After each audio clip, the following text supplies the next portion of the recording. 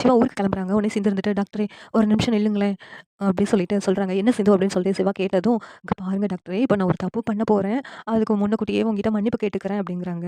"என்ன பண்ண போற?" அப்படின்னு சொல்லிட்டு சிவா கேட்குறாங்க. உடனேவும் சிந்து வேகமா சிவாவோட கன்னத்துல முத்தம் குடுத்துடுறாங்க.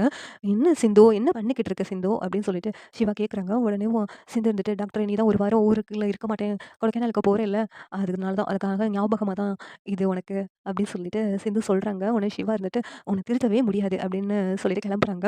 உடனே சிந்து ன்னு அன்னபூரணி கிட்ட போயிட்டு, "இங்க பாருங்க அத்த, டாக்டரு என்ன விட்டுட்டு ஒரு வாரம் கொடைக்கானல் போறாங்களாம். மெடிக்கல் கேம்ப்காண்டி. என்னையும் கூட்டு போ சொல்லுங்க. அவங்க ஏற்கனவே இருமிக்கிட்டே இருந்தாங்க. அங்க போயிட்டு அவங்களுக்கு ஒத்தாசையா இருப்பேன். தொந்தரவு எதுவும் பண்ண மாட்டேன். சொல்லுங்க அத்த" அப்படின்னு சொல்லிட்டு அன்னபூரணிட்ட கேட்குறாங்க. உடனே சிவா இருந்துட்டு, "இல்ல பெரியம்மா, இவளலாம் நான் கூட்டு போகல. அங்க போயிட்டு இவள என்னால பார்த்துக்க முடியாது பெரியம்மா. இவ என்னென்னமோ பண்ணிக்கிட்டு இருப்பா. அங்க போயிட்டு இவ குறும்புத்தனம்லாம் பண்ணிக்கிட்டு இருப்பா. எதுக்கு பெரியம்மா அவ இங்கேயே இருக்கட்டும்" அப்படின்னு சொல்லிட்டு சிவா சொல்லிக்கிட்டு இருக்காங்க. உடனேவும், "அதான் உனக்கு கொஞ்சம் உடம்பு சரியில்லன்னு சொல்லிட்டு சிந்து சொல்றால்ல, உன் மேல உள்ள அக்கறைனால தானே உன் கூட வரேன்னு சொல்றா சிவா. கூட்டு போ சிவா" அப்படிங்கிறாங்க.